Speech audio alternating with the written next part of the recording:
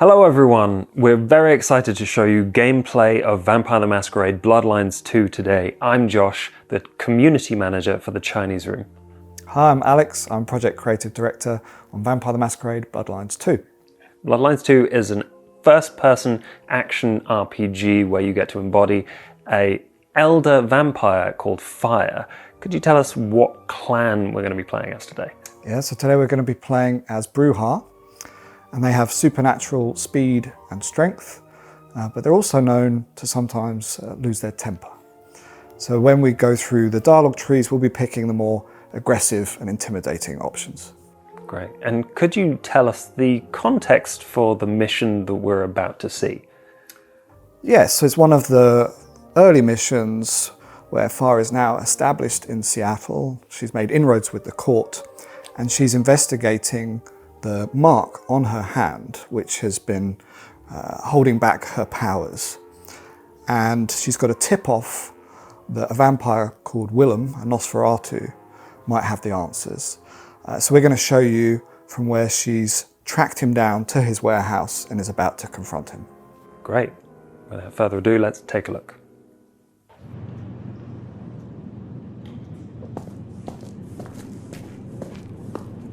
I do not like this.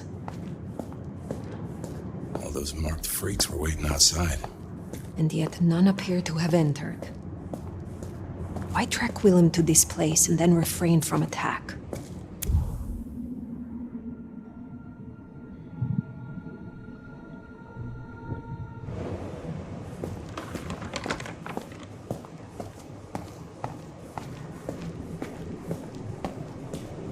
How does anyone find anything in a mess like this?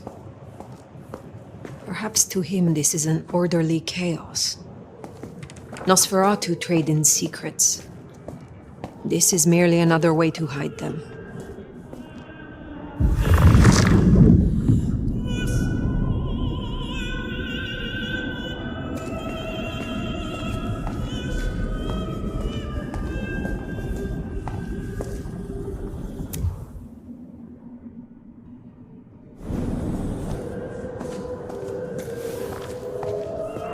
I recognize this song from before I slept. Yeah, it's old school for sure.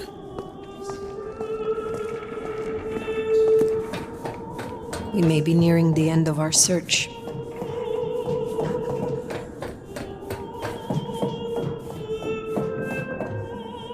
That must be him.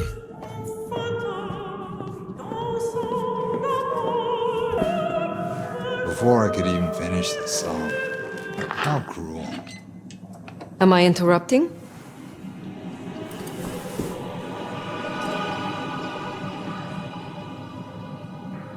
It's you. The Nomad. Willem, I take it.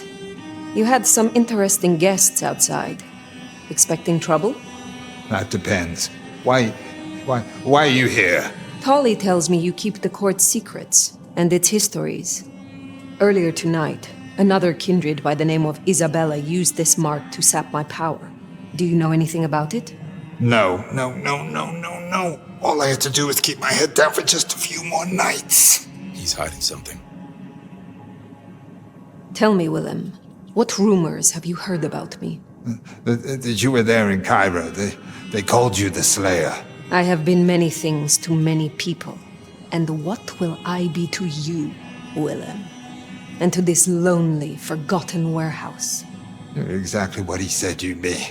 I guess that makes it easier. Makes what easier? What happens next? Now I have to do what he told me.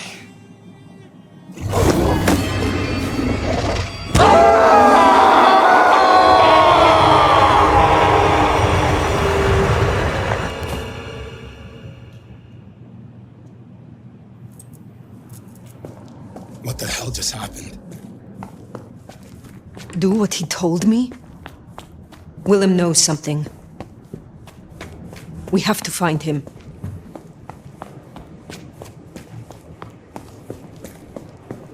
He made the mark bleed. He knows how to use it against me. Hives can't just teleport people. That's not normal.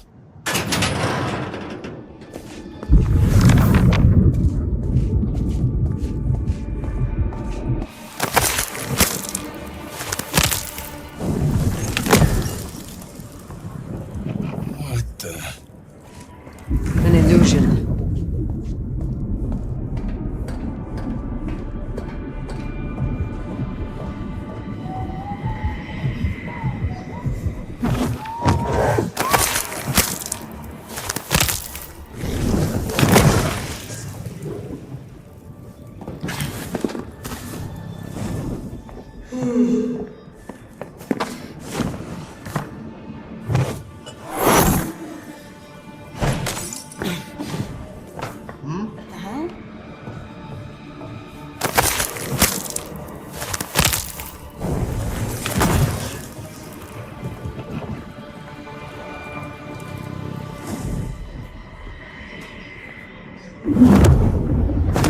Damn it, help!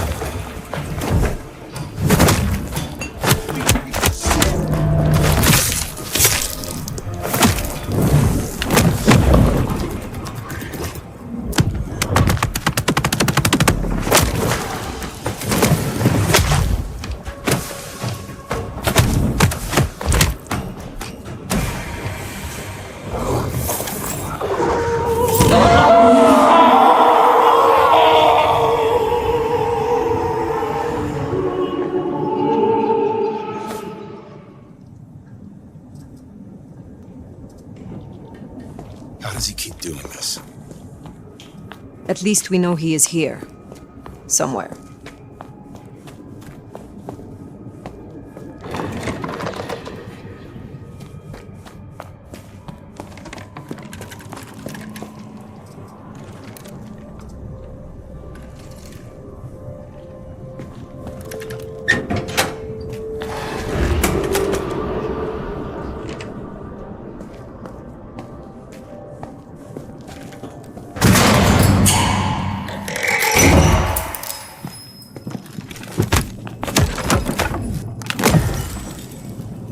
Fuck that.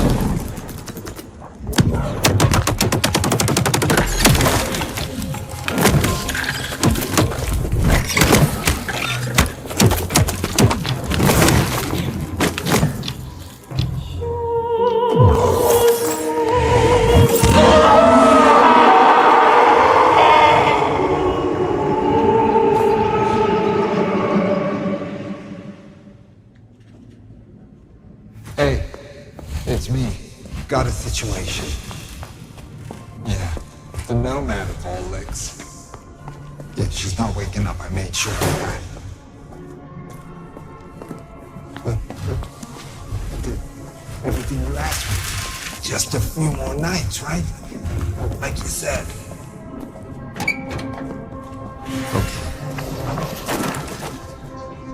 Okay.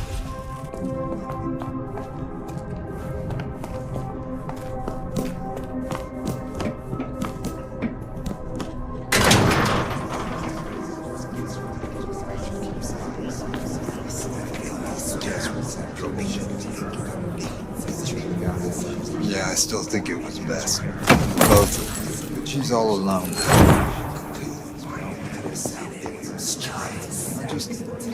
I wish I could. We can't just stay here, right? How do we get out? Hush. There she Cannot hear myself think. still a picture though.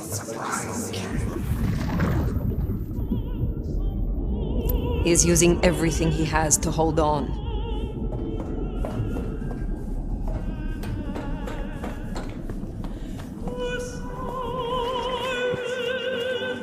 She loves it.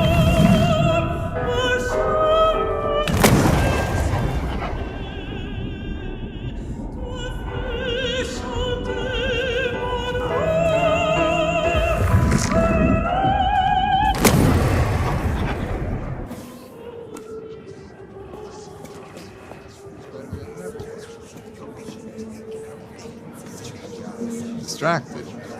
It's just this junior. With the war, he's...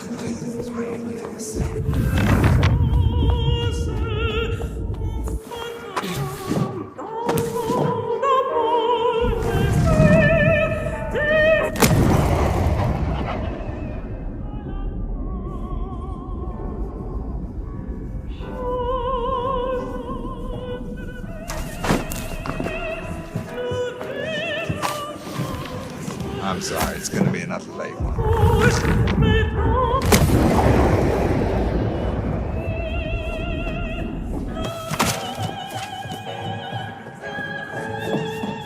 Guessed I'd hear from you. Word is Campbell's out.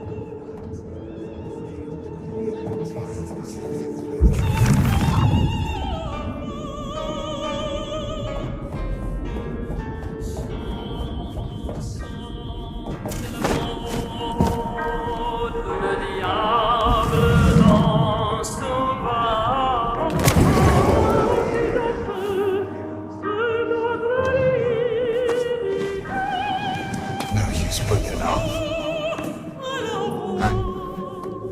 I gotta do this. It's the last dance floor of my love. Time to say goodbye.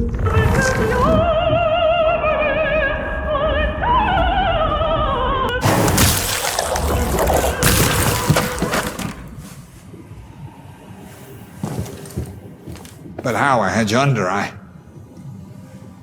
It doesn't matter. Nothing matters. Talk him down, Fire. Fast. Disarm this bomb. As your elder, I command it. I can't. You gotta understand. Unless you would rather I ripped it from your skeleton and your flesh with it. Please, please, it's not up to me. They said I could see my family again. The memories.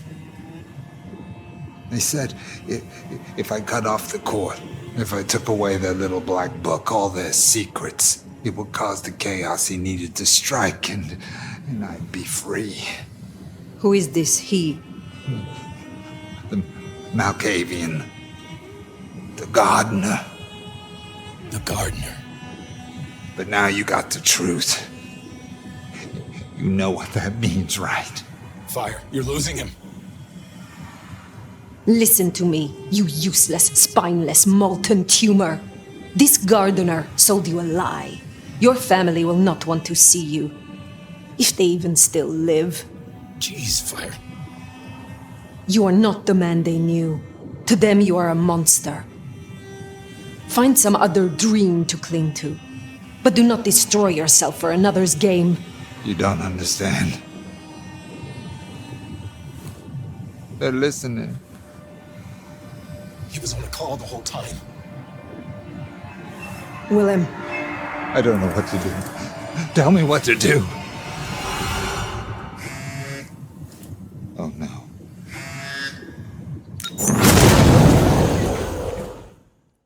Thank you for watching. We're back, and I'm sure you have a lot of questions, so I'm going to do a Q&A with Alex to talk about what you just saw. So, could you explain the gameplay that we just saw? I mean, it's early enough in the game that there isn't too many spoilers in it, which was definitely good, but it also showed a good variety of the different gameplay.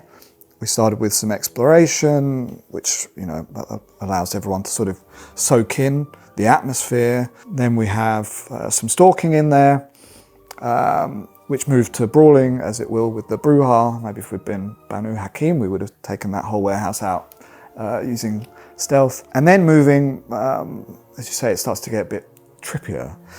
There are visions, there's influence of a Malkavian vampire in there, working through Willem. So we move more to what we call our vampire detective gameplay. So non-combat gameplay, very exploration, about you having to look for clues to solve ultimately the puzzle and escape Willem's trap. So zooming out, can you tell us about where our story in Seattle starts? Yeah, it starts with you wake up in a derelict apartment building, covered in blood, having been essentially in vampire hibernation for 100 years. So you wake up with questions. And soon as you move through that warehouse, it becomes apparent you're not alone. Fire has a voice in her head, Fabian. Fabian is another vampire. At this stage, I can't explain why their voice is in Fire's head, but it's very much to do with the markings that are all over her body. When she went into hibernation, she was in the Middle East, and she's woken up 100 years later in America, and clearly someone's been messing with her while she's asleep. So she's got questions and she's quite annoyed. That sort of is our initial drive, is trying to figure out what happened to her and how to undo it and how to get this voice out of my head, because Fire enjoys her solitary time. She does not want to share her head with another vampire. We've had to translate a tabletop pen and paper game into action, and a big part of what a vampire is a bloodsucker. So we really wanted to focus on feeding. Could you tell us about how feeding works in combat specifically? Sure. I mean, there's two kinds of feeding across the game in general. There's combat feeding and social feeding. I think we'll talk about social feeding on a later video. But yes, combat feeding you're using within a combat encounter like this for two reasons. One, it's the main way to get health. So if you're getting beaten up, too many strikes against you, then you probably need to retreat and go and feed on someone weaker in the encounter. But also to power your abilities. Feeding is essentially a reward for stalking or brawling successfully. You get an enemy to low health, there's a window where you can feed on them, so try not to hit them again or they'll die. And if you can embrace that, you'll get one of the blood pips for each of your abilities. So these are little pips below each abilities will fill. If you can fill all of the pips for an ability, then you can use it and rinse repeat, because that will then allow you to do more feeds, which allow you to charge them again. And if played really well, the abilities synergize together and allow you to do chains. And the Bruja is designed around that sort of staying in the fight, chaining fight to fight to fight, and keeping combat in flow. And the brawling as well is something that we wanted to feel very visceral, very fast-paced. How have we achieved that? Yeah, well, and a key word is immersive. So the control scheme is quite intuitive. I really love that pulling the triggers is feed, because that's like two fangs sinking them in. But yeah, the basic sort of actions that Fire has, she can punch, she can do a heavy strike, which allows her to knock people back, which is very useful for the Bruja. They can use it to sort of juggle enemies. If they're overwhelmed, they can go back and get enemies away from them. The defensive move she has is dashing, which you'll have seen there's one point in the gameplay where if you dash towards an enemy as they strike and you time it right, it counters it. But then fire also has telekinesis, which isn't usual for a vampire to have. But there's a story behind that, and specifically why fire as an elder has it. But yes, when stalking, use telekinesis to pick up a bottle, distract an enemy, but you can use it to literally pull the enemies towards you. So you can use heavy strikes to push away and telekinesis to pull towards you, giving you a lot of control over the enemies and how you're encountering them. So that Bruja very much wants to control the sort of dance of combat. So the mannequins work a little differently from the other enemies that we saw. Could you tell us about those illusions? Sure, I mean, everything that we saw really is an illusion from when Willem first screamed at the player. But the initial enemies do fight more like typical enemies. The only thing that's different about them is the fact that they shatter to sort of glass when they're killed. But as we get deeper into Willem's sort of maze, essentially, his powers are getting weaker, he's getting more desperate. So in the first phase, he's able to create believable, they're ghouls and vampires that we're fighting there. So the ones with a beating heart, they're ghouls, and the ones that are just black silhouettes, they are vampires. Whereas when we move to the mannequins, he isn't able to create illusions of such quality, and he's also getting desperate. And what better to fight a vampire with than an enemy that has no blood? So the mannequins are made of solid wood. So you notice in the playthrough there, we're being very tactical about our abilities because we have no way to recharge them. We can't get the blood back. So yeah, there's a really cool moment where kites a load of them up onto the gangway up above and then charges through and gets maximum effect. And this was to create a sort of peak combat challenge for that mission, because while what we've shown there, that sort of 15 minutes, that's the end of the mission. The player's actually been across Seattle, going other places. So we wanted to give a peek. And the actual Willem encounter itself, which is after, is more cerebral. So we wanted to peak the combat so then you could shift to this more cerebral sort of puzzle boss encounter with Willem trying to defeat his illusions. So yeah, they're a very unique enemy in the game. They only occur there in the game, and they have that unique mechanic of they cannot be fed on, which makes, really changes up the pace of how you play. So the 3 abilities that we saw include the kind of active ones and then the rewards for the feeding. How do they all play into each other and the combat, and how do you use them? Yeah, so for that video, we've equipped 2 of the Bruja abilities. There are more abilities, but we just wanted to show off those 2. And then we have the passive, which you get when you select the clan. So each clan has their own feed passive. So every single time they feed, they get some benefit that reflects their clan's playstyle. So the Bruja, we call it sort of a berserk mode. They get flushed with sort of aggression. Their arms literally glow. Their strikes do more damage and more knockback and things like that. So you'll notice points where, even though we feed on people, maybe you'll see the feed flash up on another person, but we've already committed to the strike, and we're doing more damage, so we kill them. So feeding actually is another sort of skillful reward. It's another part of the dance that's very important. As a Bruja, I suppose there's a role-playing element there, right? Because they are passionate, maybe have a bit of a temper, and that's why we picked the intimidating options here. So I was wondering what kind of role-play opportunities that gives us in the dialogues. Yeah, so picking intimidating options, the result very much depends on who you're talking to. I mean, there are certain characters, say like Lou, who will, meet fire with fire. Right, they will equally become as angry, but that can be a good way to find out what they're hiding, right? Provoke them and get them to talk. There are others who could clam up. Tolly would probably laugh at you and dismiss it and sort of see through the bravado. But ultimately, it will affect your relationships with them over the long term. They'll get a feel for you. And also the relationship with Fabian. So Fabian is a vampire who is in our head for mysterious reasons. They're with us for the whole ride. And they are meeting, judging you and fire based on what you're choosing. So if you're very aggressive all of the time, that's who you are to them. That's the nearest thing we have in the game to like a true, single judgment of who you were as a player is Fabian. Whereas other characters, you might behave differently to each other, put on different masks, because it is the Masquerade.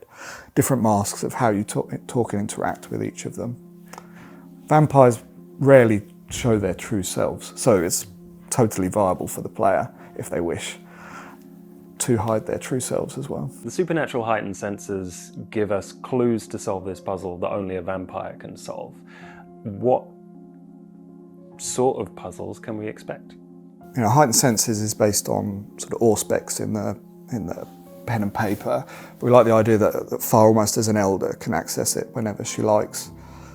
So we can use heightened senses to show you things that others couldn't see, almost like sort of CSI, blacklight or whatever, clues, to hear things, in focus. In the mission, she could hear the music from greater distance when in heightened senses than she could otherwise.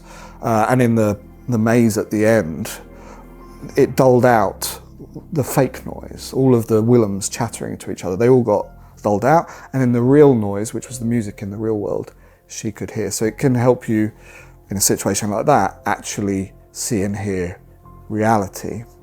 But yes, in other sections of the game, it can help you to see what a human would miss, right? Follow someone's trail, get evidence of what's happened there.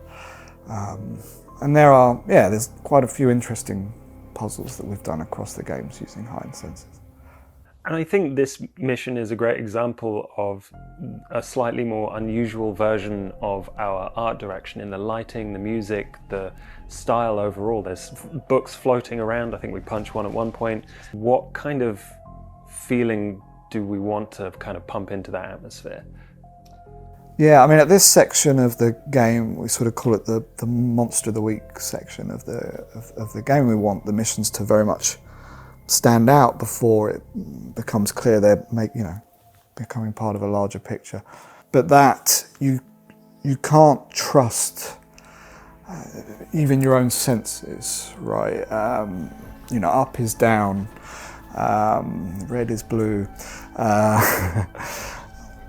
Just making it so the player is really on edge and not knowing what's going on. I hope when people come to play it, because obviously watching it, you're watching someone play through who still roughly knows what they're doing for the sake of the video. I'm hoping people are in there really sort of scratching their head, using their heightened senses, and then feeling clever when they figure out how to move forward, how to get out of there, how to get out of Willem's maze. And we spent a lot of time talking to and learning about Willem. Could you go into a little bit about his place in the court and the Masquerade? Yeah, so Willem is the secret keeper of the court. But at this point in the story, he's gone AWOL along with the secrets. So the court is in complete control of Seattle, right? The mayor is probably one of the court's ghouls, etc., etc. They've got dirt on all the people in the city, including other vampires.